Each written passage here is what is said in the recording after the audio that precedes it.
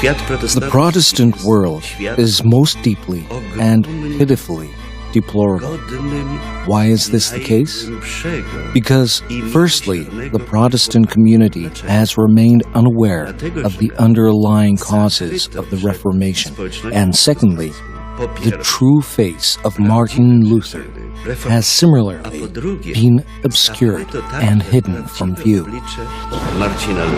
I keep telling my students, if I repaint a university red and have a swimming pool installed and let's say set up a bar, then this is a reform. However, if I raise the university to the ground and build a circus or something similar instead, then this can no longer be called a reform. I never refer to the Protestant Reformation as a reforming, as a reformation. It was a revolution, and it was a revolt against the prevailing theological order. And with that theological order came a whole cultural and political order that flowed from it. When I'm asked by my children what the Reformation was, I explain to them that the king simply decided to rob the church. The king appropriated what once belonged to the church. He dethroned the pope and put himself in his place. Now I am the head of the church, ordered the king. All church property is now mine, and I will make all future decisions. The family members on my mother's side are evangelicals, and my grandma once said, "Now, finally, I want to read the writings of Luther for myself." So then my grandma familiarized herself with his writings and said, "Good heavens, I must become a Catholic at once. I must become a Catholic at once. But this is absolute madness. So it's God that's supposed to be evil, not us? But this is madness." Everybody's going to create Luther as they want to create Luther. So if you want to make Luther into the founder of modern freedom or the founder of the modern democracy or the founder of feminism or the founder of whatever, go ahead and make him into that, because people do not have the habit of actually testing what it is that they're saying with the real historical Luther.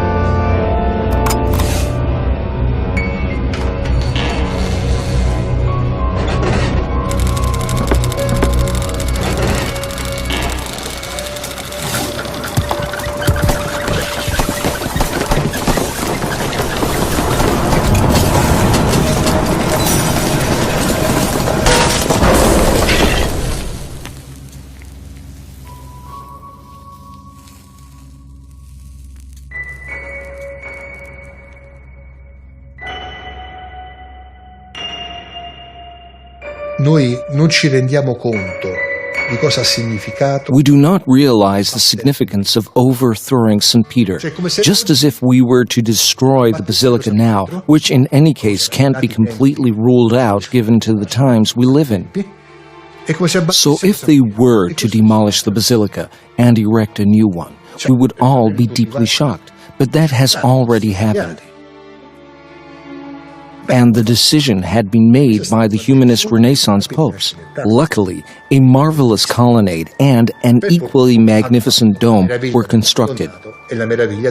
But today's basilica is 400 years old, whereas its predecessor was 1,200 years old. But the previous St. Peter's Basilica was stupendous. stupendous. It was Constantine who began its construction. It was here that all the relics of the martyrs were found. It was there that the coronation of Charlemagne took place 1,200 years ago. All of that was razed to the ground and destroyed. Such a radical decision was taken during the late 15th and early 16th century and was closely related to the spirit of humanism and the Renaissance. It was tantamount to breaking away from the medieval world. Back then, it was not yet a theological divide. Theologically, things were correct. It was a mental divide, foreshadowing what was going to happen to the Church. What we have at the beginning of the 16th century AD is the civilization known as Christendom, the Corpus Christianum. As rightly pointed out by a number of researchers, the civilization in question was a byproduct of the evangelization undertaken by Papal Rome. The beginning of the great geographical discoveries, the invention of the printing press, and the onset of the Renaissance humanism constitute the marvels related above all to the Catholic Church and Catholic monarchs. Europe then experiences an economic prosperity, which is evidenced by a rise in wealth. Earlier still, we can discern such signs of budding capitalism as banking in the Italian city-states in the 13th and 14th centuries. Catholics built cathedrals, universities, as well as ironworks. New industrial centers appear, among others in the Holy Roman Empire, divided at the time into a number of kingdoms, principalities, and sovereign units such as archdioceses, abbeys, and free imperial cities. Martin Luther was born in Eisleben, where he also died. Contrary to what these dates would imply, Luther's birth in Eisleben in 1483 and his death there in 1546, he himself practically never lived there. However, his family, whose roots were from elsewhere, moved here because Martin Luther's father wanted a job in the mining industry. In those days, the area was known for its copper mining and booming economy. It was clear that one could make a lot of money there. Here's a miniature model of the city of Eisleben in Luther's times. We can see the building where Luther was born on the edge of the city. Later on, the family moved out, and at the end of the 17th century, the house was burned down. The house in which Luther died was located near the marketplace, which we can see on the miniature model. At one time, we could see Luther's deathbed in the house. This, however, gave rise to a regular wave of pilgrimages. People would visit the house and chip bits of wood off his bed, for example. These were taken as keepsakes and even worn around one's neck as lucky charms. In particular, it was considered helpful for a toothache. Naturally, this entire custom was much too similar to the Catholic veneration of relics, so much so that radical steps were taken by an opposing theological movement. Subsequently, the bed was burnt down in 1707. As a result, the house where he died faded into oblivion. Later on, when attempts were made to locate it again, a completely different house was identified.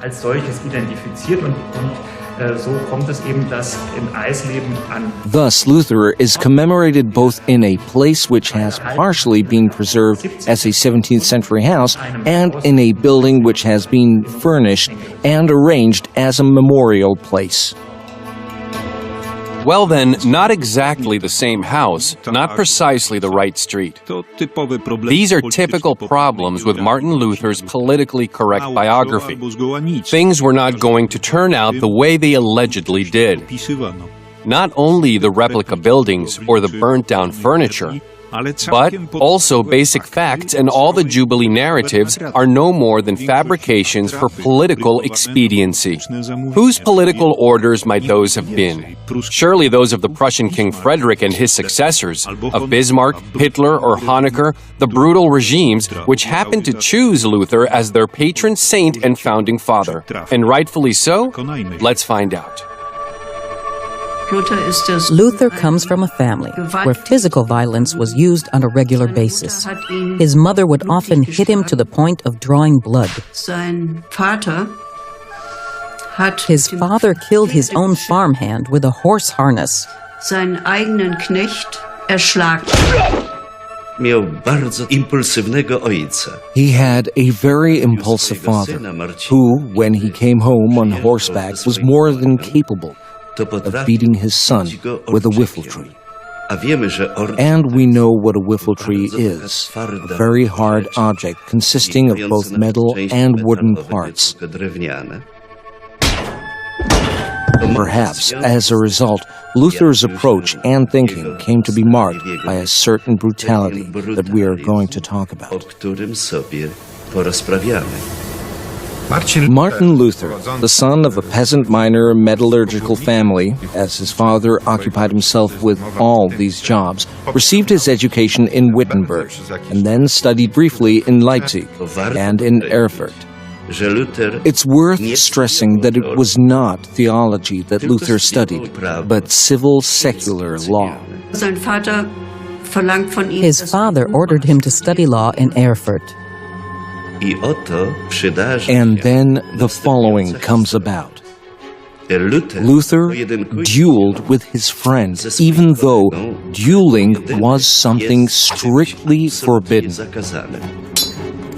If it had come to the notice of the administration of justice that two masters of arts had been dueling, they would both have been condemned to death in line with the region's laws at the time.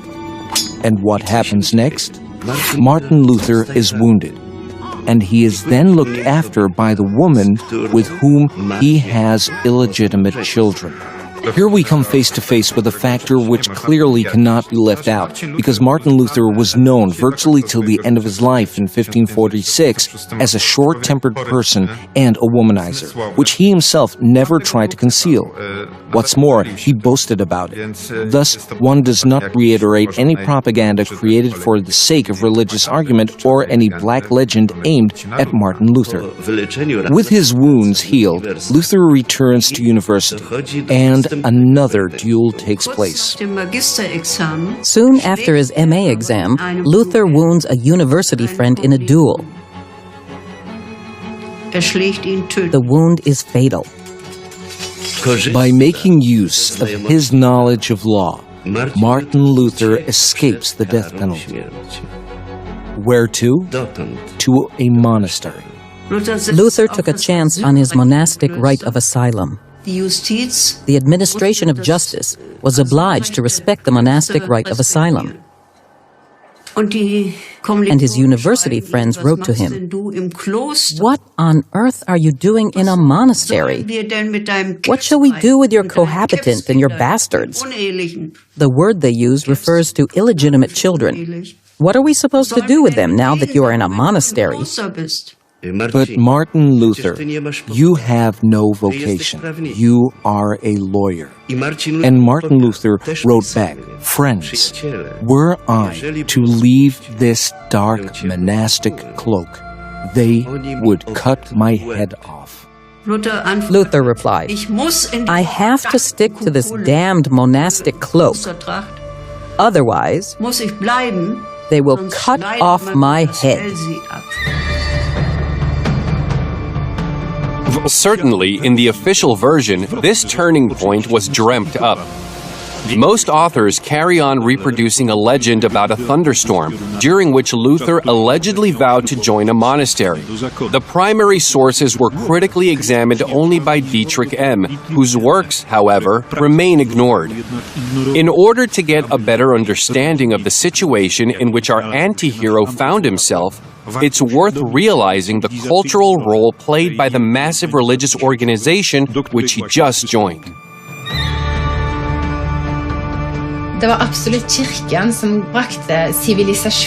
Definitely, it was the church that gave us civilization. It was the Catholic Church that brought the light of Christianity to Norway, which had been engulfed in pagan darkness before St. Olav's arrival. It was the church that gave us the first code of Christian laws. It was thanks to the church that forced marriages came to an end. It was also thanks to the Church that it was no longer acceptable to put infants to death. The same infants which previously were abandoned in forests and left to their own devices. It was no longer permitted to kill the elderly, who used to be hurled into the abyss. Women were now able to reject unwanted suitors.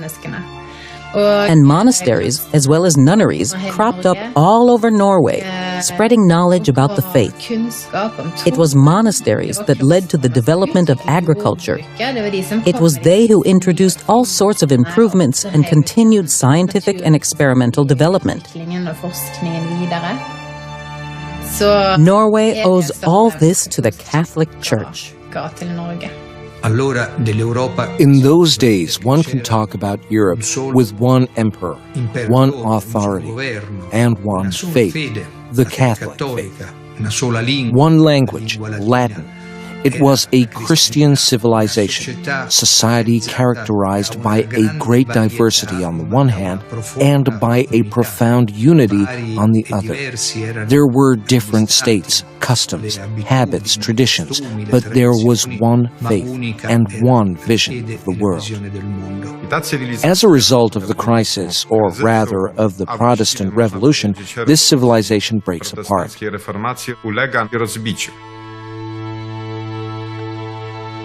After entering the monastery, Luther actually undergoes a permanent personal crisis, which manifests itself in up to 30 or so sacramental confessions a day. He was possessed of a very unsteady conscience. He wanted to know, have a guarantee that he was saved while he was still here on earth. And of course, that's ridiculous. You can't be at your destination on your way to your destination. Luther did not have a true vocation and conceived an idea in his mind that the moral law given to man by God is impractical. As he had received the sacrament of the holy orders, he was now a Catholic priest. Though this was no consolation to him, he would say to himself how difficult it was going through his first Holy Mass. For him, the words repeated by a Catholic priest during the transubstantiation were hard to accept. Now, the next stage is this very vague but clearly important experience that he talks about. His so-called tower experience. When Luther is in the latrine in the monastery tower, he experiences what he himself calls an illumination. This comes about while he is reflecting on a certain Holy Bible verse from the book of Habakkuk, which says that it is a good thing to live for the sake of faith alone. And this experience in the tower, focused or working with his examination of Scripture, leads him to believe that he has discovered the key to Scripture.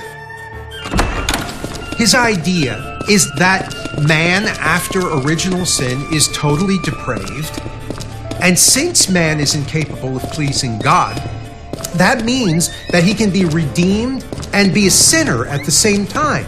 So he poured through the Old Testament and the New Testament looking for something, and he stumbled across that famous line in Romans that we were justified by faith.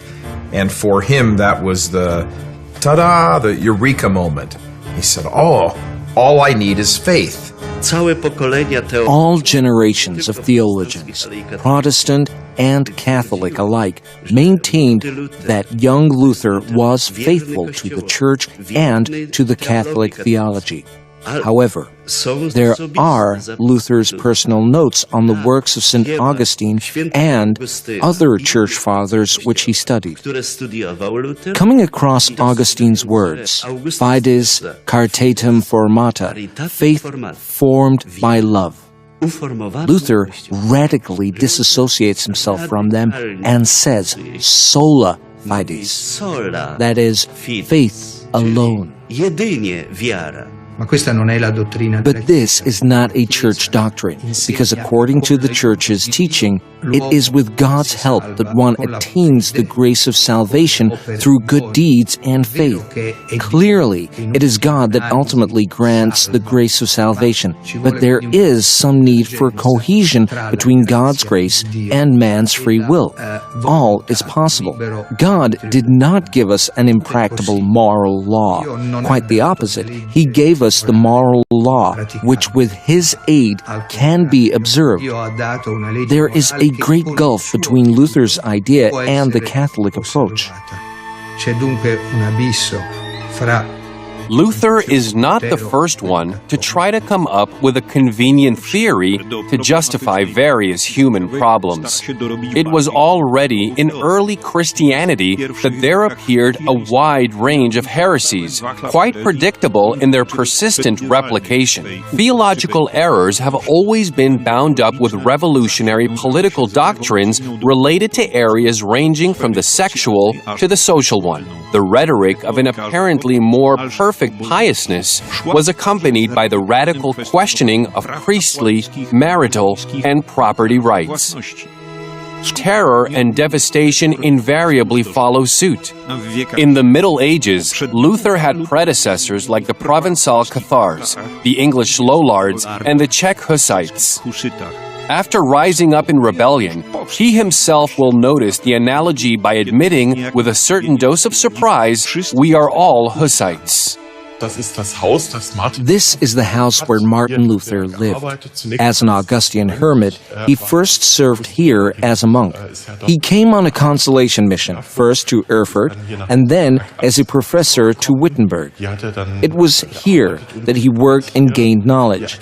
So Luther goes through some sort of liberating experience. This is because he himself was constantly in search of the path leading to justification before God. And he concluded, I don't have to do anything more. I don't need to buy indulgences. I don't need to go to priests, as all this has already been done through the death of Christ. I am already saved. And this conviction sets him so free that he changes his surname, his previous name being Martin Luther. That's what his family was called, Luther. Firstly, he changed German into Greek. He was called Martinus Lutherus, or Liberator. And afterwards, the TH from the Greek version was transformed to his family name, so that now he was called Martin Luther, spelt with a TH. When Luther went off to teach at the University of Wittenberg, he became converted to the humanist approach, a return to the rhetorical, a move away from the logical, a move away from the philosophical. But the humanists disliked all of that, and they were steeped in a literary mode of expressing themselves rather than a logical one. Luther was a restless spirit who found compensation for his phobias in ferocious and disorderly work, in the exegeses of the Holy Scriptures, in theological studies, and chaotic deliberation. This work, however, made him neglect his own spiritual life to such an extent that he ran out of time for the necessary prayer. Here, in his own testimony concerning the years preceding the events of 1517, namely the question of indulgences, as he put it himself in those days, he no longer said his breviary, although this was obligatory for all priests and monks. So the Bible then becomes his focus, Luther's focus. And that is something which is going to give him a means of being able to reach people on a popular level that is much greater than any kind of philosophical-based argument. So Luther begins to focus on the Bible, which then enables him to influence people and gain popularity with them. He would say he no longer prayed, nor have enough time to celebrate the Holy Mass because he had to study. He had to preach. He also supervised other monasteries. In short, Luther fell victim to feverish activism. Just a few years before his revolt in Wittenberg in 1517, Luther made a journey to Rome. This resulted in his shock and outrage.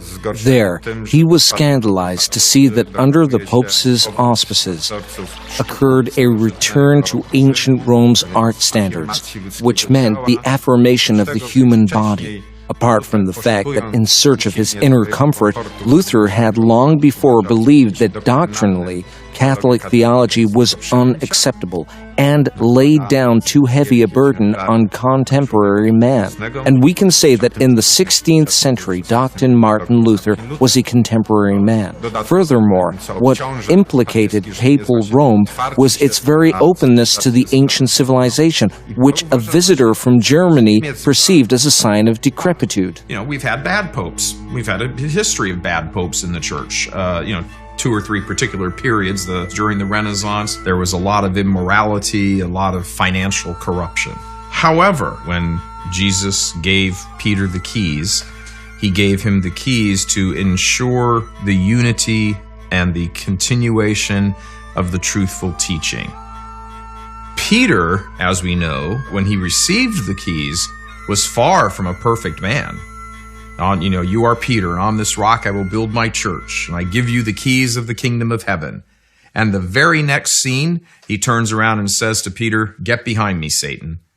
So right there, our blessed Lord himself makes the distinction between the office and what the office is established for, and the individual man who is in that office. At the beginning of the 16th century, we have to deal with the Renaissance papacy. The pontiffs from Italy's most powerful families are elected. The House of Medici, a famous Italian banking family, produces a few popes who wanted to tear down the old St. Peter's Basilica and erect the one which we know today. Therefore, these popes were in need of enormous sums of money. The papacy became an instrument used by the powerful of this world, who were obsessed with the buying and accumulating of church offices. The church was undergoing another crisis in its history. What has become of the ministry? Where is the evangelization? The church's external appearance as far as the sacraments are concerned remained the same. Having said that, many people had a mental attitude characterized by secularization and inner emptiness. Once upon a time, indulgence was announced in the region of Saxony, central Germany. Naturally, this was considered from the start as a cynical way of handling the means of salvation. A certain wealthy noble, Albrecht Hohenzollern of Brandenburg, was 24 years old and had already been in charge of 2 dioceses, and he wanted another diocese. The third diocese was one of the 7 offices which influenced the election of the emperor. In order to be able to pay the Pope for his nomination for the Archbishop of Mainz, Albrecht incurs a debt. He borrows the necessary money from the banking house run by the Fugger family. To get out of this debt, the said Albrecht of Brandenburg becomes involved in collecting money contributions coming from the indulgences earmarked for funding the building of the new St. Peter's Basilica. The potential abuse is obvious. Money brought the remission of penalties meted out in purgatory. Unfortunately, some tactless preachers, perhaps not necessarily actuated by bad intentions, took advantage of the situation by setting up a genuine indulgence trading business. There was a Dominican friar called Tetzel who made explicit financial offers. In return for donating money for the building of St. Peter's Church here in Rome, one would automatically be forgiven one's sins. And this was the primary reason for Martin Luther's rebellion, the nailing of these 95 theses to a door of a Wittenberg church. It is said today that this in fact did not take place at all, but what is beyond a doubt is that it was in 1517 that Martin Luther came out. In any case, in his 95 theses, he harshly criticized the superficial nature of the system of granting indulgences and of the church authority. Curiously enough, one of the 95 theses theses said, "Wrong are those who think the Pope has no authority to grant indulgences." But who reads Martin Luther these days? Is this a generous act of moral dissent, or rather, a crafty attempt at torpedoing the interests of others? Luther as an Augustinian and Tetzel as a Dominican represent two different corporations, while Frederick III, Elector of Saxony and Luther's supporter, has every reason not to tolerate any competition on his territory. The competition, which excludes him from any share in the giant operation of transferring the German cash by the bank house of the Fuggers of Augsburg to the bank account of the Hohenzollers of Brandenburg and Rome. The better we get to know Luther, the harder it will be to believe in any action on his part without a political cover-up. All books mention that Luther rebels against the scandalous practice of indulgence trading, which was a source of revenue for the Church. This is just an excuse. Had it been a true problem, it would have sufficed not to donate any money, and it would have all been over. So it was just a pretext considering what must be mentioned at this point. The rebellion against Rome had been growing for a long time in this Germanic world. What is often forgotten is the political economy. Had Luther not enjoyed Frederick the Wise's, Elector of Saxony's support, the game with Rome would have been lost. The prince owned a vast collection of relics stored in Wittenberg, as well as the privilege of indulgence trading, enabling a person to reduce their stay in purgatory by up to hundreds of years. And Luther had been there. He had been at Frederick's place, and he knew about the collection very well. He was perfectly conscious of the inventory of relics, thanks to which pilgrims could gain indulgences, naturally for money, by visiting Frederick's residence. So the question of indulgences is but a pretext for the entire revolution unleashed by Luther. One element which accounts for the success of the revolt is the invention of the printing press by Gutenberg. Luther is one of the first people to take advantage of print as an instrument of propaganda. The theses were widely disseminated by means of the new printing technology. Intense and heated debate over these theses began. It is then that we can observe some signs of agitation, first among the academics and then also among the common people. In Rome, they did not realize immediately what had happened. When Luther's revolt breaks out, Pope Leo X shakes his head and shrugs his shoulders, saying, "This is some disagreement among the monks." Actually, it was a dispute which could set the whole of Europe on fire. But Leo X was a pope who spent every October hunting. His other passion was the theater. In the months of Carnival, performances were put on in Castel San Angelo, Castle of the Holy Angel. These people were unaware of the gravity of the situation. Some disagreement among the monks. Well, not really. Unfortunately, it was something much worse, which they did not realize soon enough. Perhaps the only person to understand it was Cardinal Cajetan, an illustrious theologian who was sent to Germany. Martin Luther was summoned by the Church, by Rome, and the Prince of Saxon was his advocate and asked that he not be sent to Rome, but that he would come to Augsburg. After the imperial diet of 1518, Luther arrived in Augsburg, stayed at the church St. Anna, which was full of reformers, this church, and he was summoned to the house of Jacob Fugger the Rich, to the Fugger Palace, because there was where the cardinal from Rome, Cardinal Cajetan, was staying. And Luther was expected to recant his 95 Theses, but instead he challenged the cardinal, and so they discussed many theological issues. This very special conversation is documented, so you can get an idea of what the conversation may have been like. And when we go through it, we are struck by the contrast between Luther's vehemence and Cajetan's patience and gentleness. As a matter of fact, Cardinal Cajetan gave Luther as many as 3 chances, and the talks went on for 3 days. Ultimately, Cajetan gave up his struggle in the face of Luther's obstinacy. Lamentably, the dispute was growing larger, and soon Luther was charged with questioning the Church's authority. Then, Luther went even further. He is an ideologue. He is an ideologue. He has got one starting principle: the total depravity, the incapability of the individual to please God, and as a result of that, the inability of any kind of institutions, natural or supernatural, to aid the individual to please God. This breaks down the entire need for the sacramental cycle, the social authority of the Church. He's only going to discover this bit by bit as he brings it out into the public forum. On account of the purely material abuse, Luther challenged the very essence of ecclesiastical institutions. In his treatise on the Babylonian captivity of the Church of 1520, Luther called into question the Church's entire teaching on the sacraments.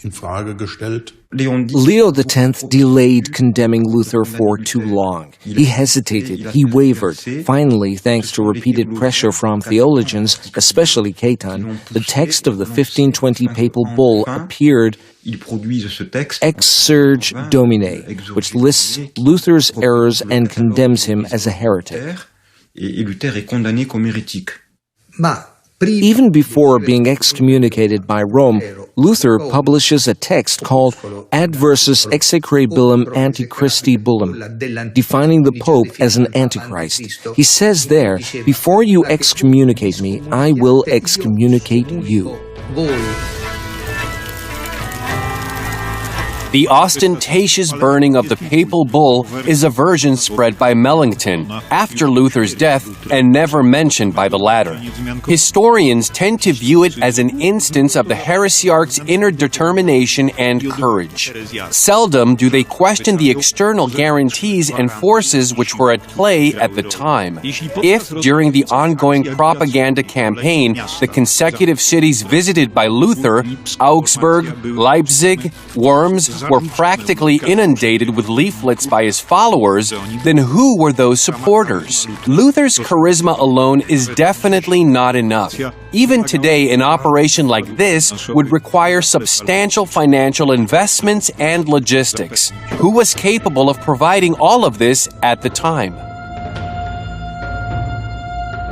First, there are the cities, and it is there that the Reformation is becoming most dominant. City councils accept and introduce the Reformation among their townspeople. Lutheran revolt could not have taken place without the aid of German princes, starting with the Elector Frederick of Saxon, who protected him. If he had not received any support, everything would have come to an end, just like any other heresy in the past centuries. And it is politics that begin to play an important part, politics and economy. There is interdependence between politics, economy, and the interests of the princes. So Luther is playing with fire. He lets a spark fall on an inflammable ground, which is Germany of that time, and he immediately gains full approval. On the other hand, in 1519, Germany has a very young emperor, Charles V, who has just come to the throne. The emperor is not able to deal with the situation, nor does he have good advisors.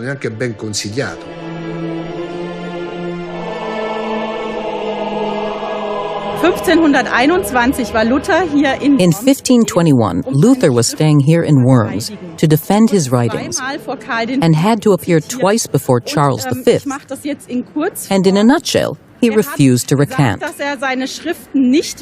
Unless he was proved wrong on the basis of the Bible, he wouldn't recant anything because he couldn't do so as a prisoner of his own conscience. And so he concluded with the words which one can also read here on Luther's monument. Here I stand. I cannot do otherwise. God help me. Amen. He probably did not say these exact words, but this ideally sums up his stance. This world's largest monument to the Reformation represents the whole evolution of the movement. Luther dominates as the central figure, with the so-called preformers resting at his feet. Petrus Waldus, representing France. Back and to the left, John Wycliffe, representing England. John Hus, front, right, representing Bohemia. And Girolamo Savonarola of Florence, Italy. Their ideas were picked up by Luther, who made them heard. To the left, behind Frederick the Wise of Saxony, we can see Johannes Reuchlin. He's a great humanist. Reuchlin was very much influenced by the Jewish Kabbalah, including the world of magic. Magic was taken seriously by a number of humanists. And in being influenced by this, Reuchlin studied Hebrew to understand the Kabbalah. He became the focus of a battle back in the decade before Luther appears as a public figure on the scene, which is referred to as the Reuchlinstreit, the famous Reuchlin battle, a kind of humanist controversy against allowing the Kabbalah and the Talmudic books to circulate. But Reuchlin argued firmly for their being allowed to be free. And his voice was heard above the others. It was the immediate prelude to Luther, which is hugely important and almost nobody ever talks about. By the way, I should add that his nephew became Luther's chief follower, Melanchthon. But the reason why it's a preparation for Luther is because, in this case, printers and publishers were realizing with the Reuchlin battle that this was a moneymaker. And you do have a kind of experience that's gained from the Reuchlin battle that is able then to serve you in the indulgence controversy that comes afterwards, because you do know how to promote and attack and what works and what does not work. A number of researchers view the case of Reuchlin or the Jewish book controversy as crucial to Luther's success. In his works, Heinrich Graetz said that it was the Talmud that awakened the sleeping giant in the Germans, even though they themselves do not confirm it. Moreover, Louis Israel Newman expressly maintained that the Jewish issue helped to spread the flame of the Reformation. There are numerous quotations which testify to great hopes aroused by Luther among the Jewish diaspora, and vice versa. Luther publishes a text about Jesus Christ who was born a Jew. Accomplished Hebraists are consulted during the collective work of Luther and Melanchthon's team on the translation of the Bible. With time, disappointment will follow owing to Luther's later anti-Jewish texts. This, however, will not discourage the Jews from supporting the spread of Protestantism.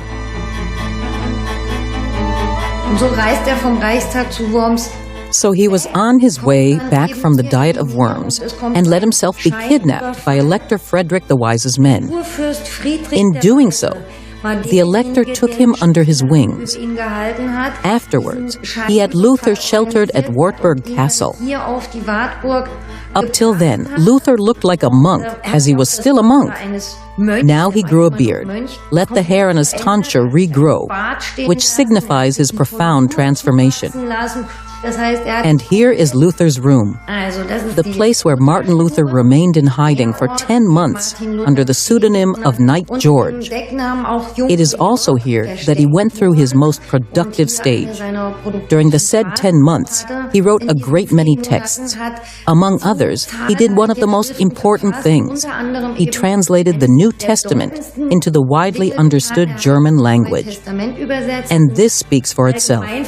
We can see how important this event, this period spent at the Wartburg, turned out to be for all Germans.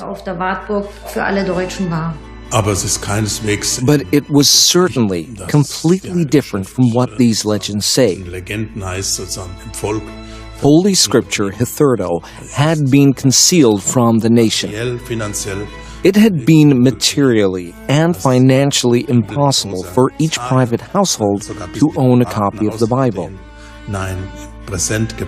But already in the 15th century, a number of translations of the Holy Scriptures appeared.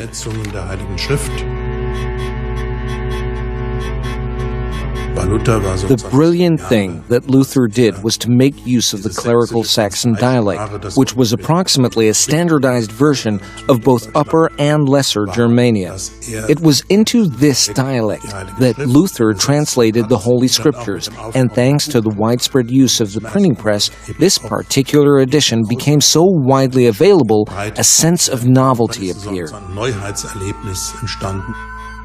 So Martin Luther has this idea that this is it. This is all I need.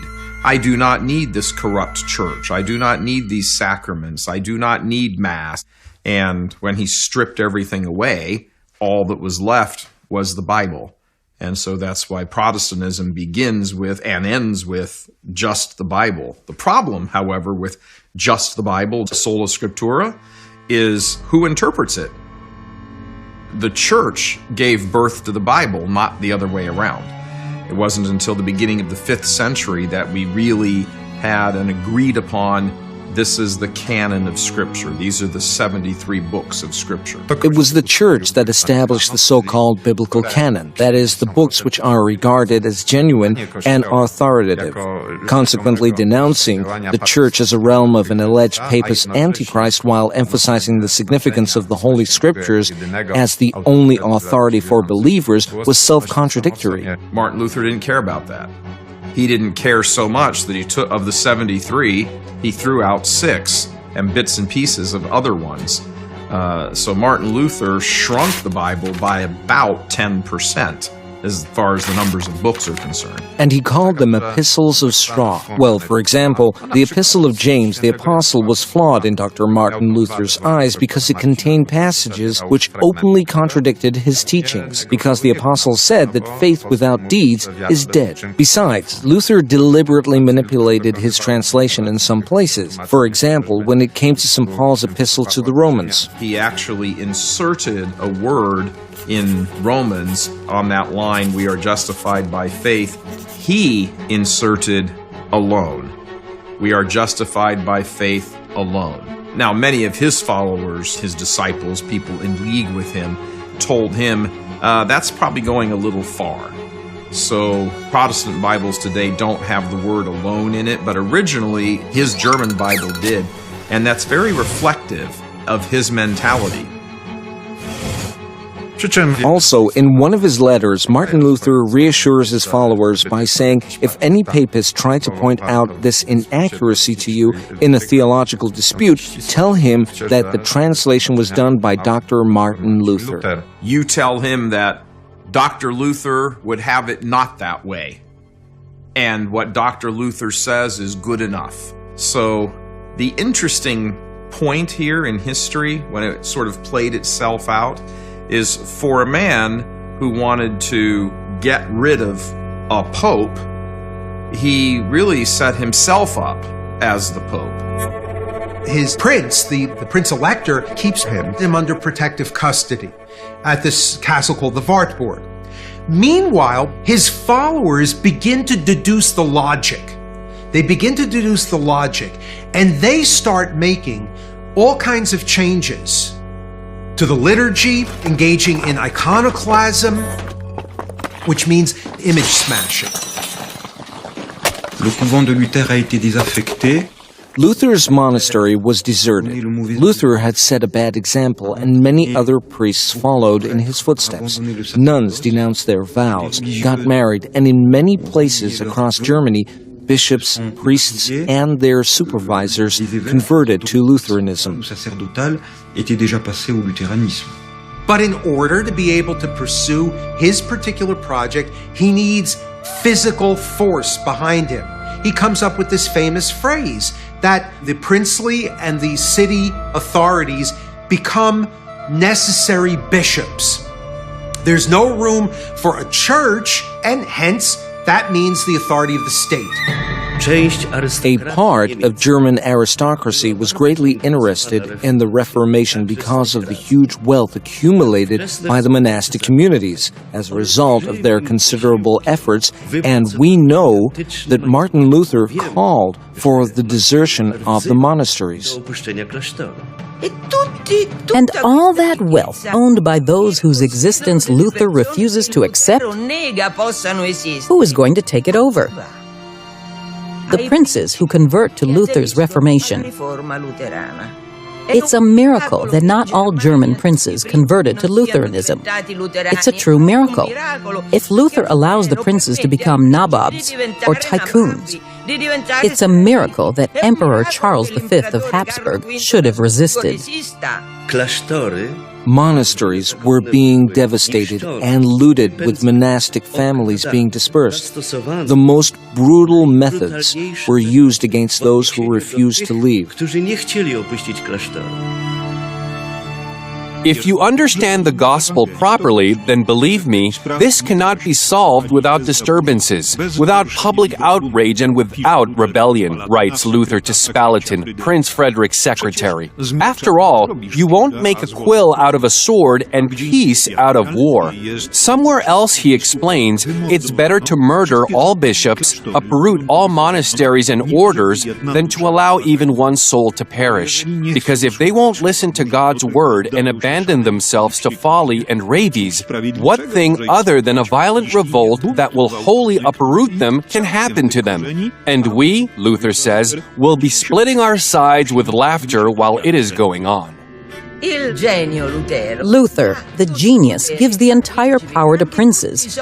He also gives them all the church's money. Of course, this is unjust. In fact, a civil war breaks out immediately. In the years 1522 to 1523, knights, i.e. the ones who are not princes and did not stand a chance of inheritance, provoke a revolt. According to Martin Luther's teaching, the church should be separated from its material wealth.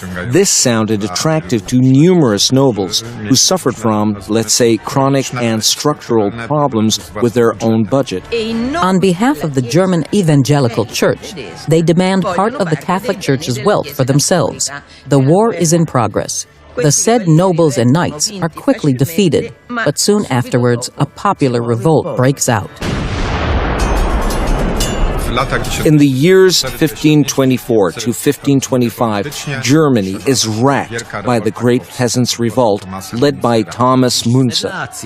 When the peasants rose, they did so because they had inferred a superfluous nature of any authority from Luther's principle of free interpretation of the Bible.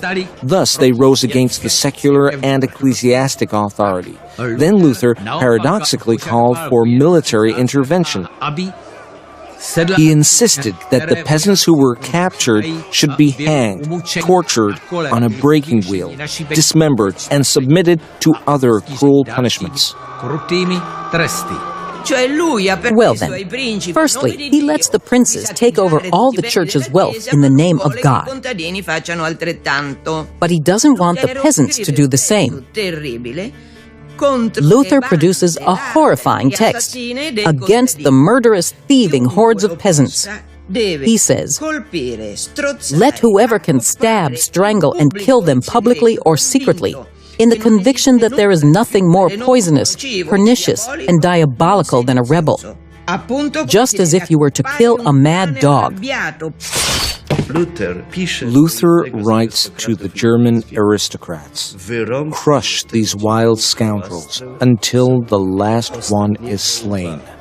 The Revolutionary Army lose their last battle at Frankenhausen. The rebel communist priest, Thomas Müntzer, is beheaded. Luther denies knowing Müntzer early enough not to end up like him. A similar fate will await many other extremists who fail to conform to the current situation, which finds its proper expression in Luther. Müntzer, who accidentally did carry a rainbow banner, is commemorated by the allegorical panorama created in the course of 10 years by a renowned East German painter, Werner Tübke. However, in the 16th century, it is the Bolsheviks that have to give way to the Mensheviks. What triumphs is the compromise with the authorities. The Protestant camp is extremely divided from the very beginning. For example, Luther regards Ulrich Zwingli, the leader of the Reformation in Zurich, as a heretic. We can see then that it's a kind of dialogue that does not enrich anyone. Dialog, który za bardzo nikogo nie ubogaca. They're mingling and fighting. The various towns along the Rhine have their own variants. Then you've got also the problem of the Anabaptists splitting off from the Zwinglians. Then you get the Unitarians entering into the picture. So you've got all these forces that are expanding and dividing like mad. And, by the way, all quarreling intensely with one another, as well as with the Catholics. If there is no magisterium of the Church, then anyone can feel free to open the Bible and interpret it in their own way. This is the root of unavoidable sectarianism. Luther does not represent a radical side during the Protestant Revolution. Luther comes across as quite moderate compared to many Reformation revolutionaries. His followers, friends, and many other reformers such as Zwingli or Calvin are all much greater extremists, but it was he who set everything in motion. He had pressed the accelerator and did not take his foot off the pedal for the rest of his life. His students and friends took notes of everything he said in shorthand. The notes were then collected and published in very interesting books entitled Table Talk. So 10 years after the massacre of German peasants, Luther says, I killed all the peasants during the rebellion, and their blood is upon my head. But I put it all on our Lord God. He commanded me to speak like that. And here we arrive at the principal contradiction inherent in the Lutheran concept of man. In Luther's opinion, one of his most important works is De Servo Arbitrio, on the bondage of will, which is a reply to Erasmus of Rotterdam's treatise on free will. Luther puts forward the following thesis there.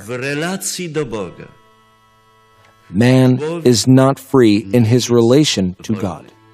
And Luther writes to Erasmus of Rotterdam, It was only you, Erasmus, that understood me properly. What I am preoccupied with is not indulgence trading, purgatory, or the papacy.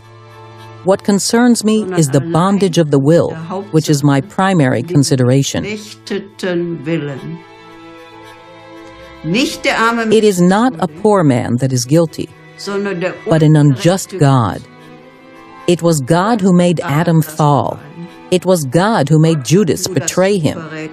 God as the creator of both good and evil. He even extended his evil to Christ and put him to death for the first time in heaven and for the second time on Mount Golgotha before our very eyes.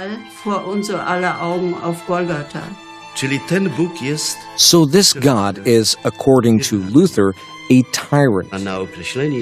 And Jesus of Nazareth is described as simul justus et peccator, at once just and sinner.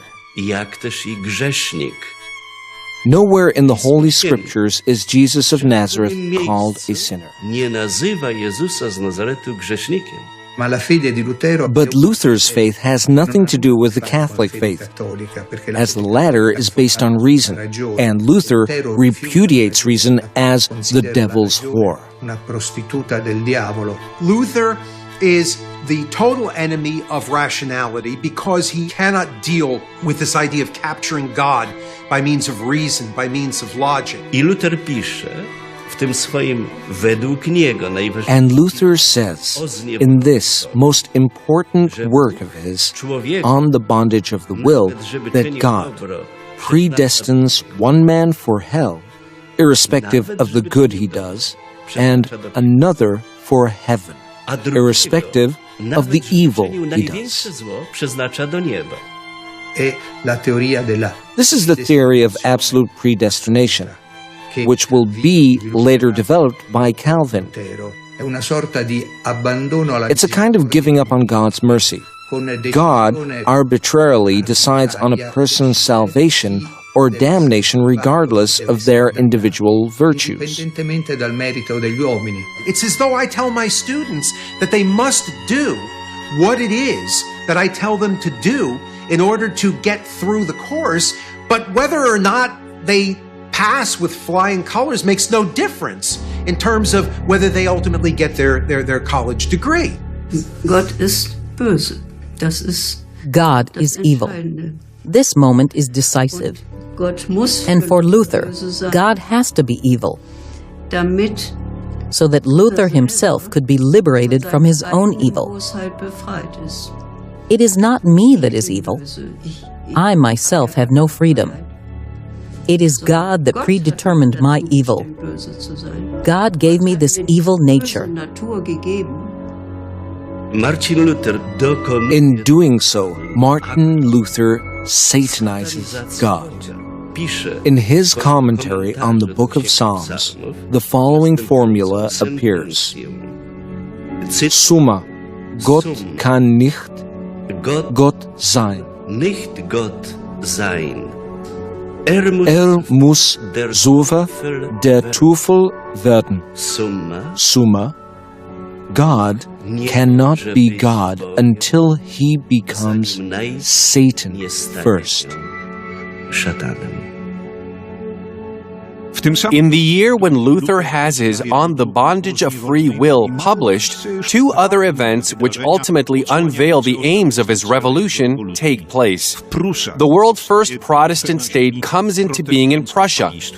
Albrecht Hohenzollern, the Grand Master of the Teutonic Knights, another ex-monk turned Protestant, transforms Prussia into a secularized state, or, in other words, simply grants himself property rights. This happens on Luther's advice, with whom Duke Albrecht makes friends, regretfully, with the Polish king's approval. This is the moment of historical tragedy. The Prussian homage, an open questioning of the fundamental principle of Christendom, that is, the separation of spiritual authority and secular power.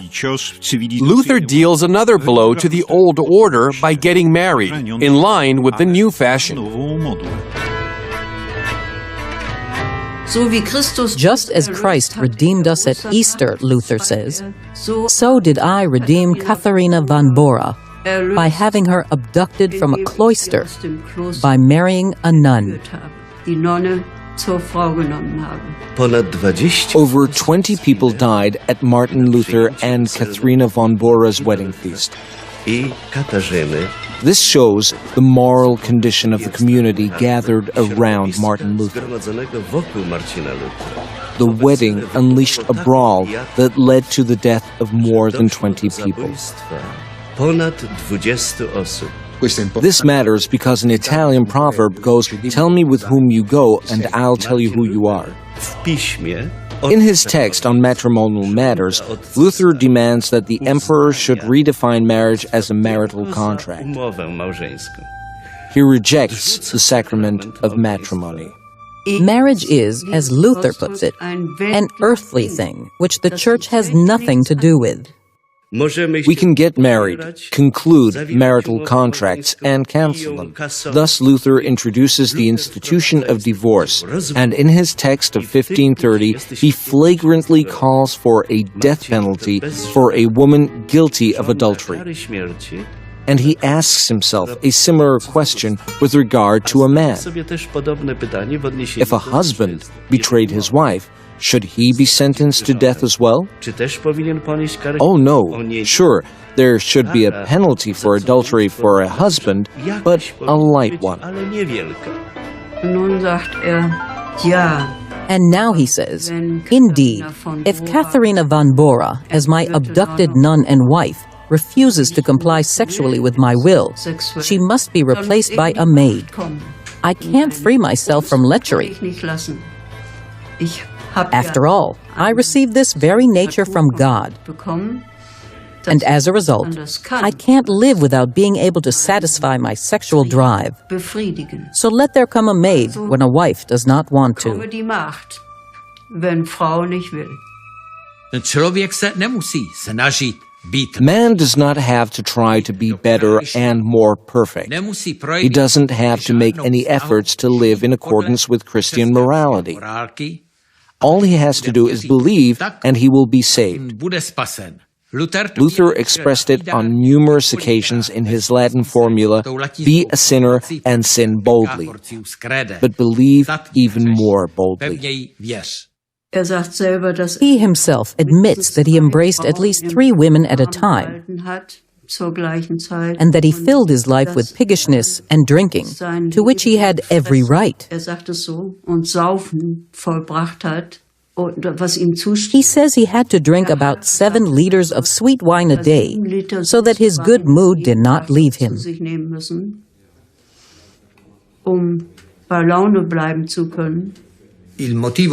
The main reason for our saying no to Luther is not his personal life. This aspect is of secondary importance. We say no on grounds of his deeply false vision of religion and morality. Clearly, this brings about profound cultural and social consequences. As we know, in the first place, the interest of secular power was involved, as it was the prince's favor that Luther intensely sought. Indeed, he would even allow bigamy in certain specific cases justified by the new pastoral care. Philip I, Landgrave of Hesse, nicknamed the Magnanimous, is one of the rulers championing Luther's cause. It's a man whose sexual conduct is totally uninhibited, but he is one of the most important figures among the Lutherans, and Luther needs him. Philip of Hesse is married to Landgraven Christine of Saxony, with whom he has 7 children. However, Philip writes to Luther and Melanchthon and asks them to let him marry one more woman, a very young girl.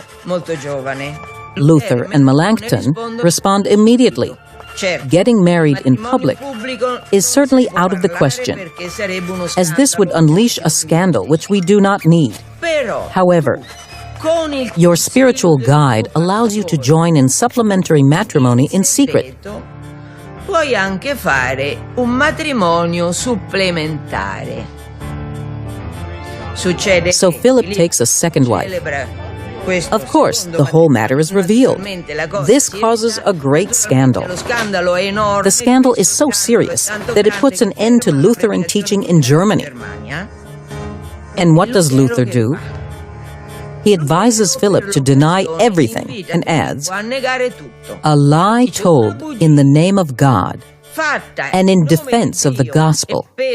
The pure gospel is not a sin. Quite the opposite, it's a virtue."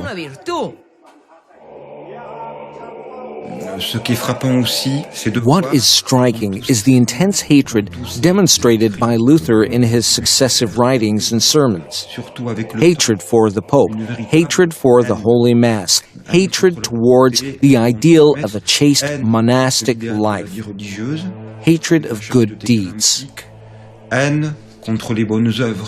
He uses language to the effect that there is nothing that could be more horrible that the worst whore does, that could match up to the horror of the Mass. Luther calls the Pope the Antichrist and says that the papacy is the realization of Satan's will. These are insults and vulgarisms. However, genuine theological arguments are nowhere to be found. So Luther needs to criminalize the Church with the Pope and the cardinals, to depict the Church as an institution which is actuated by money alone.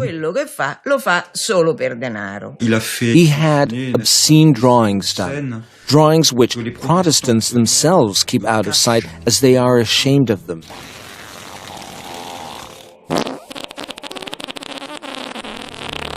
He prepares these drawings in cooperation with Lucas Granach, one of Germany's greatest painters. It's hard to say which ones are more indecent than others. Payable to the Pope, the arch-satanic Pope and to his cardinals. The leaflets can naturally spread much more easily than any other thing. This one is signed by Luther. D stands for doctor. And here again we have the Pope. The Pope held by Medusa, by Satan. He is being rocked, always with a tiara on his head. Multiple anal birth. This is how all the cardinal hats and papal tiaras are born. This tiara is topped with an unnatural ringlet, which is a poo. This is exactly what Luther wants to teach the Germans about Rome. Rome has always despised us, has always exploited us. You must liberate yourselves from Rome.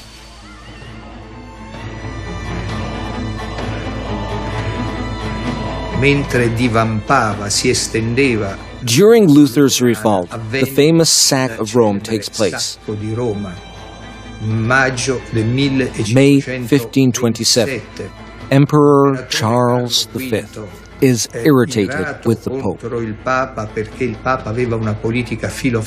Since the Pope is known for his pro-French policy, the Catholic Emperor has Rome occupied, and his troops consist of Protestant German mercenaries called Landknechts, among others. For 8 days, Rome becomes an inferno.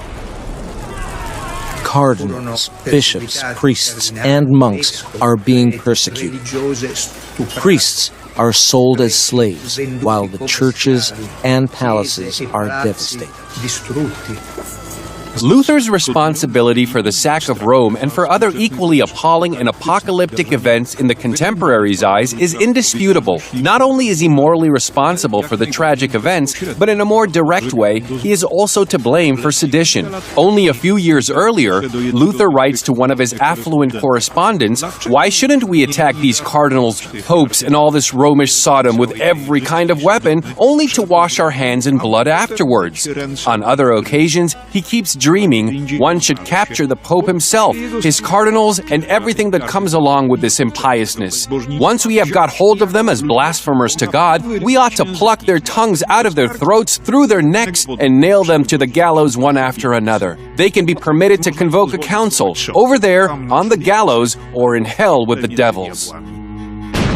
Any crisis in Europe, the Europe of Christendom, has always encouraged Islamic expansion. Louis II, the Agostinian king of Hungary and Bohemia, perishes at the Battle of Mohacs. The Antemuro Christianitas falls, as it was Hungary that was hitherto the bulwark of Christianity. It is at this time that the troops of Suleiman the Magnificent arrive at the gates of Vienna for the first time, and Martin Luther sees this as fair and divine retribution for papists. The Turks are the scourge of God, and whoever resists them acts against God's will. This is Luther's reasoning. He neither idealizes nor recommends Islam, but perceives it as an effective form of punishment meted out to the Roman Antichrist. Thus, from Istanbul's viewpoint, the Protestant Revolution constitutes a useful sabotage behind enemy lines, and vice versa. According to a historian, Fischer Galati, Lutheranism in Germany owes its consolidation, opportunities for expansion, and recognition to the Ottoman imperialism. There exists overwhelming evidence for the Turkish sultan's subsiding Protestant princes. It is noteworthy that Cardinal Cajetan did not come to Augsburg for the sole purpose of listening to Luther's effrontery. He had a more serious mission, which was the formation of an anti-Turkish crusade. It was to be funded by a portion of financial resources gathered from the Indulgences campaign. Luther's revolt put an end to this plan and ruined any chances for the unity of Christendom in the face of the Turkish onslaught. One of the myths concerning the beginnings of the Protestant Reformation is the conviction that it was a grassroots and spontaneous movement. However, once we analyze the historical context of the German, French, Scandinavian, and English Reformations, there is no escaping the fact that it was a top-down process. It was above all the reformation of the princes, of the rulers, and of the nobility, as well as a substantial part of the clergy, including bishops. Henry VIII got rid of the Catholic Church, made up his own church, and then said, "Now divorce me from my wife so I can marry my mistress." And that's what it was. And oh, by the way, I'll chop her head off later. And all you Catholic bishops who disagreed, either you get in line or I'll chop your head off. And he chopped the head off of one of them. So the Anglican Communion was founded on murder and divorce and adultery. Frankly speaking, everything that comes about in England is caused by one man's debauchery, which is outrageous. One can say that the church that comes into existence as a result is the most disgraceful church in the world. Henry VIII used it as an opportunity to seize thousands of properties from the church. Monasteries, farms, churches, cathedrals. He pillaged the church, ransacked the church of all of its property. King Gustav Vasa of Sweden acted along similar lines by declaring himself head of the Church of Sweden. The church was disintegrated, and its considerable temporalities were taken over by the royal authority. Beforehand, we were both under the church's and the bishop's rule. Now, Scandinavia became a collection of societies solely subordinate to the power of the kings and their officials. There was some commotion in Bergen among the elite families. But generally speaking, Norway did not undergo any social revolution interested in the Reformation. The Norwegians found themselves under the pressure of the Danish king, who spent a great deal of money on military enlistment and needed considerable funds to pay his soldiers and mercenaries. And he found converting to Lutheranism very convenient, as he was able to seize the church lands and wealth. And these were vast lands, which from then on belonged to the king's realm.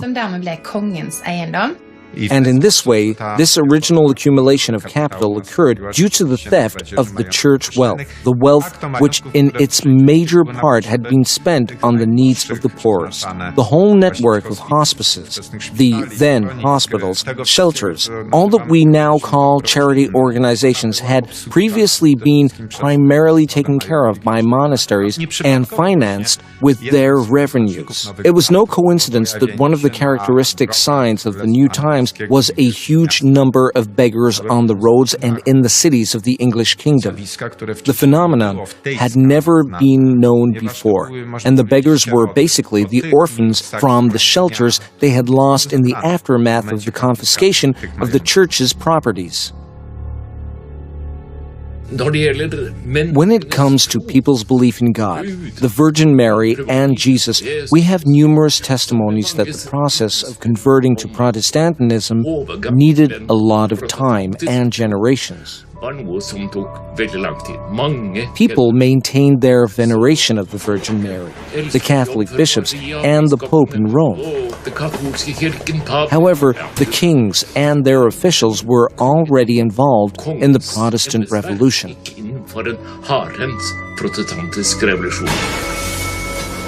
Considerable changes took place in the Catholic domain. The images of saints were thrown away. Calvin-inspired Reformation forbade, in a way, the use and veneration of images. Just look at the old churches and the decapitated statues of the saints. It was a crucial point in an incredibly radical Reformation triggered by Calvin.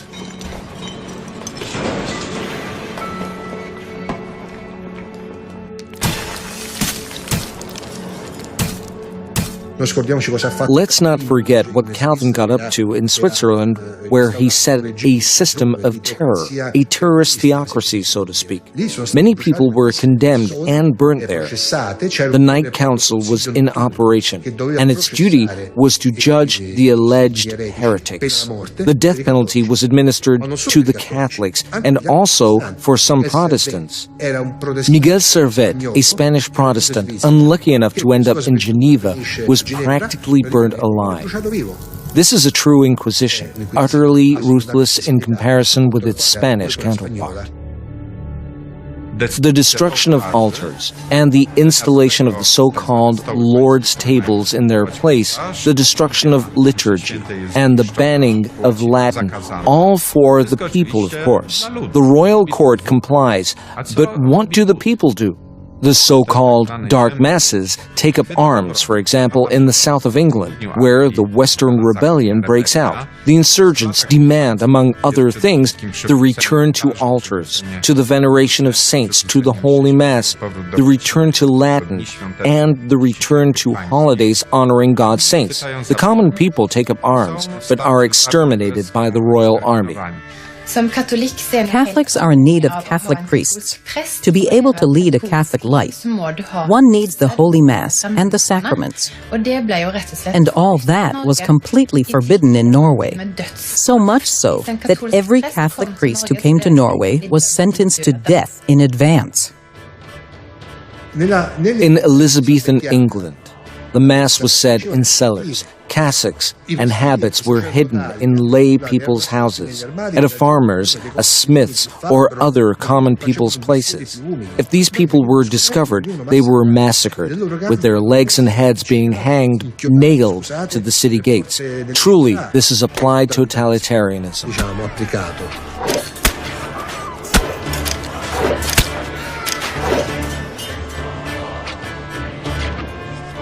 In the countries conquered by Protestantism, Catholic faith becomes a passport to the scaffolds. Priest hunting becomes a popular occupation. The number of martyrs keeps growing. The coming centuries will witness Catholics being discriminated against as second-rate citizens. Contrary to popular belief, in the wake of the Protestant Revolution, Europe is plunged into a deep civilization crisis. In England, for instance, it is only in the 18th century that there appear furnaces whose displacement approximates that of the ones built by Catholic monks 2 centuries before.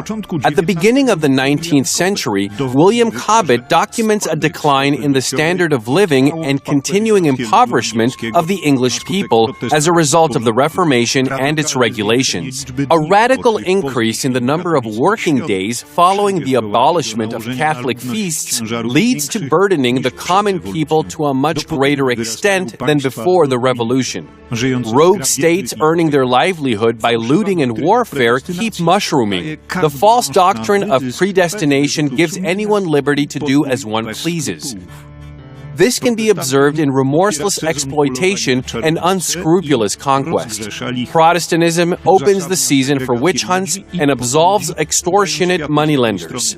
It sanctions a division into humans and subhumans, which paves the way for apartheid on the one hand and eugenics on the other. The Protestant propaganda produces effects by stressing acts of Catholic revenge and leaving their primary reasons unsaid.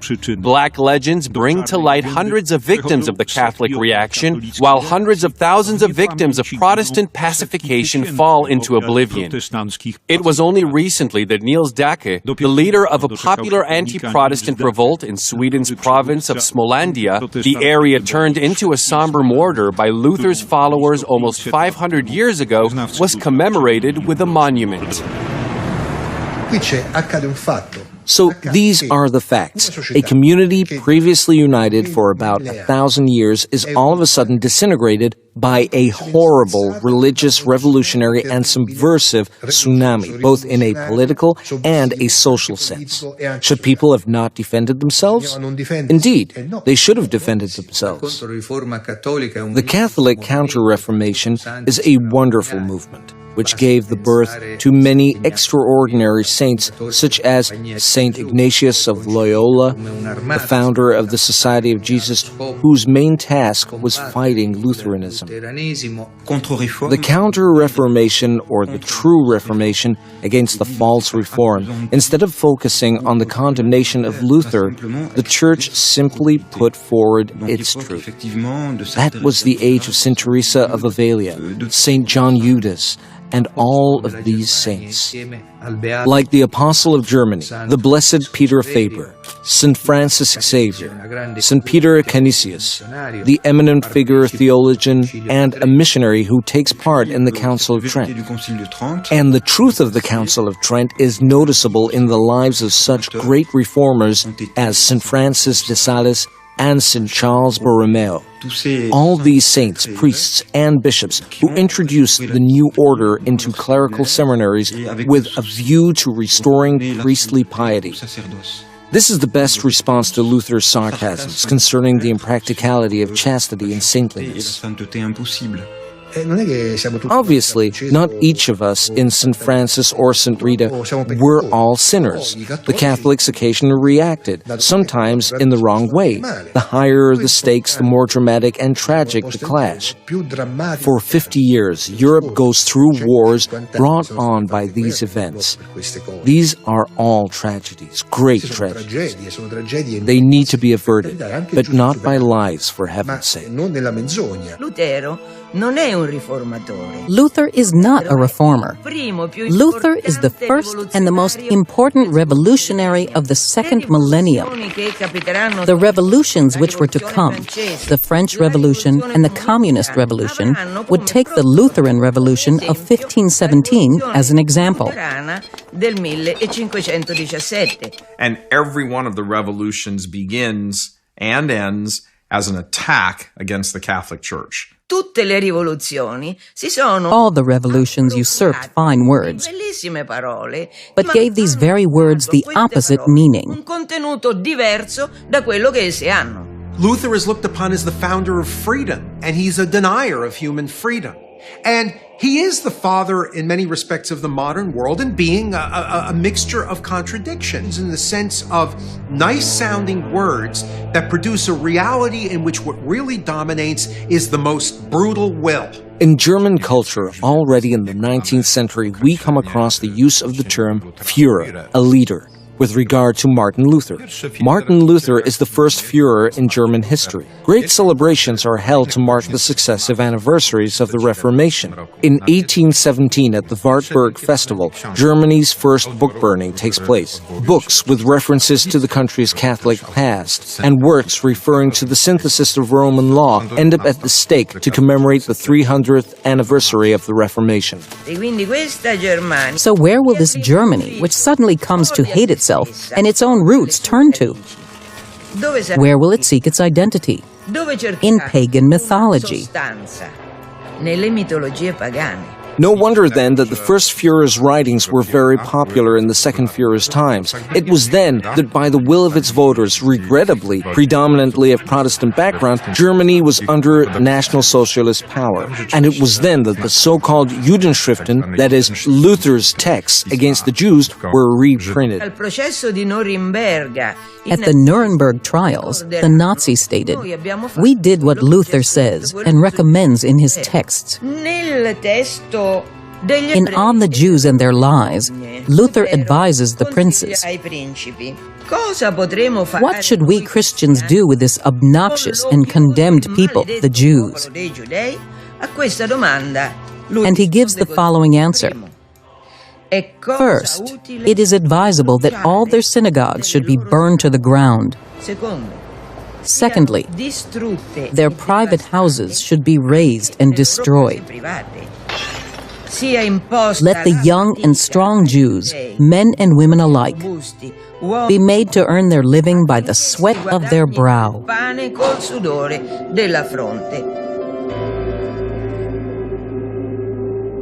Ideas are dangerous.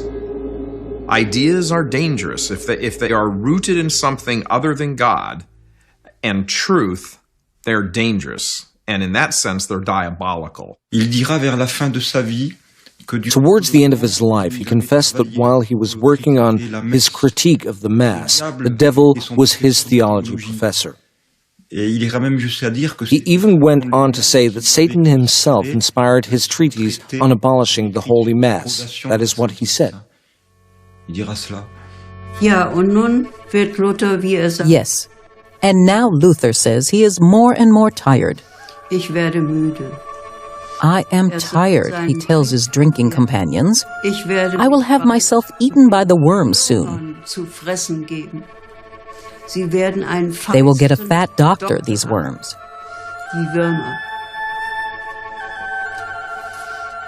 I'll die. We old people have to die. He was only 63, so he wasn't old. We, the old ones, have to keep dying until we look the devil in the arse. I looked the devil in the arse. Luther dies in 1546 after a night of binge drinking. We do not know if Martin Luther died a natural death. We don't know whether his death was caused by alcohol abuse, or whether someone assisted him, or whether he himself precipitated his demise. We have a testimony of his personal servant who says how Luther was found dead. He was found hanged in the morning. And then he was buried in All Saints Church in Wittenberg, the church he always called All Devils Church. The people carrying the corpse, university professors, were no longer capable of proceeding due to the repulsive smell that had grown to be unbearable. Even though the body was kept in a sealed metal coffin.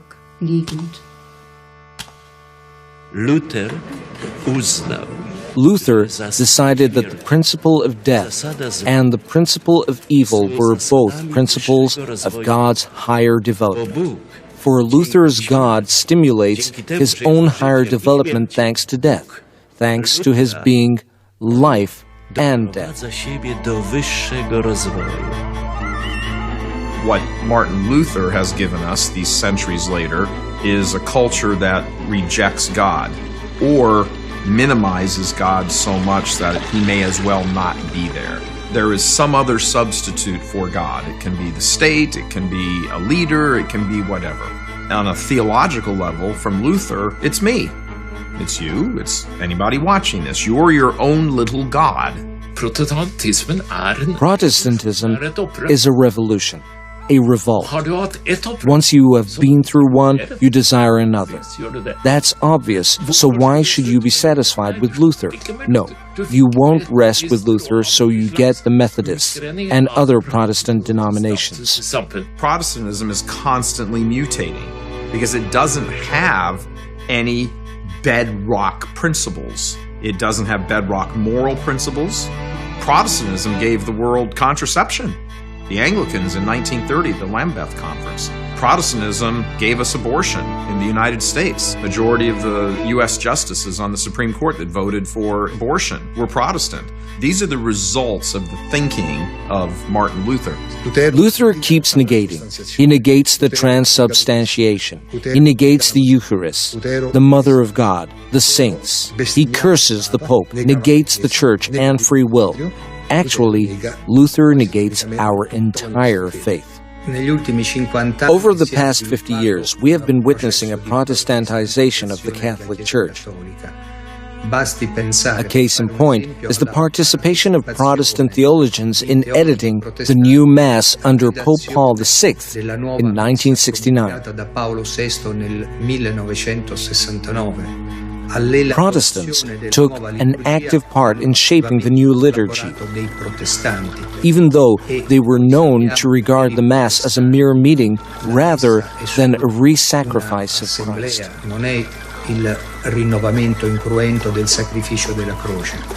It is a question of choice, and these are the crossroads. There exists a moment of choice, and once you become Luther's admirer, you are no longer a Catholic.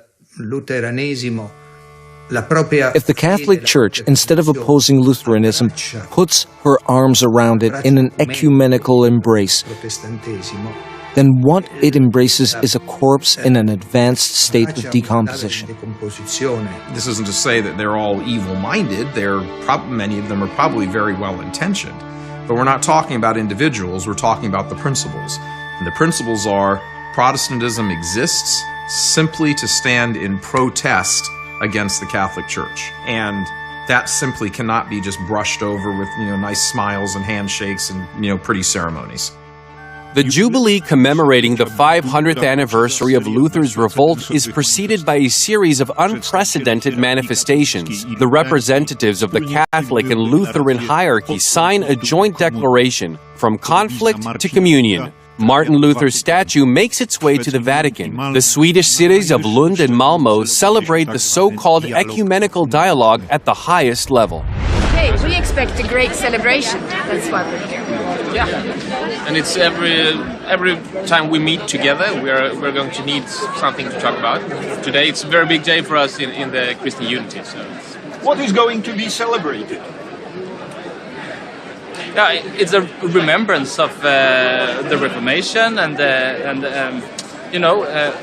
the contribution that Luther has given the Church, his insights on the Bible and the faith and the grace. So this is some important stuff that we need to remember, and also look ahead and to gather in hope.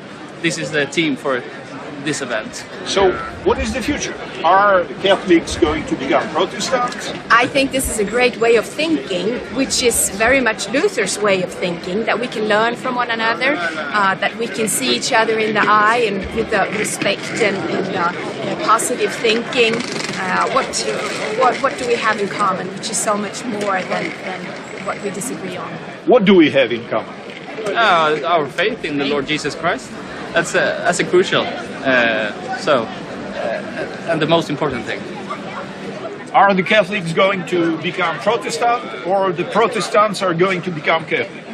I don't know. Maybe they meet in the middle and become a little of both. But it's not so big difference, I think. I think we should be together as a... The core is the same. Yeah, I think it's the same, almost the same thing. Yeah, I think. A long list of theological disagreements that we now have laid behind us about the communion, about a lot of other things. It's history now. Now we look forward. Time to cooperate. Time to cooperate. And to forget what has been. Yes. Or Archbishop is here too. She's a woman, a very good person. I mean, most people have left our church. I mean, they are still members in the Lutheran church, but they are never attending a service. They are absent. Why? Don't ask me. It's the same in every Western European country. But I can answer. I'm a Reformed Catholic from the We Are the Church movement. And for example, even the Reformed Catholics are moderate when it comes to abortion. They don't want to abort, but they say that when a child is abused and get pregnant, or when a woman's life is in danger, or if she's raped, then we should have an abortion. That it would be legal with an abortion. We also say yes to preventive medel. You know, what do you call that in English? Preventive, you know. And we also say yes to take communion after divorce. We also want female priests. We also want priests to be married if they want. So to say that it's free will, the celibacy. And you still want us to call you Catholics?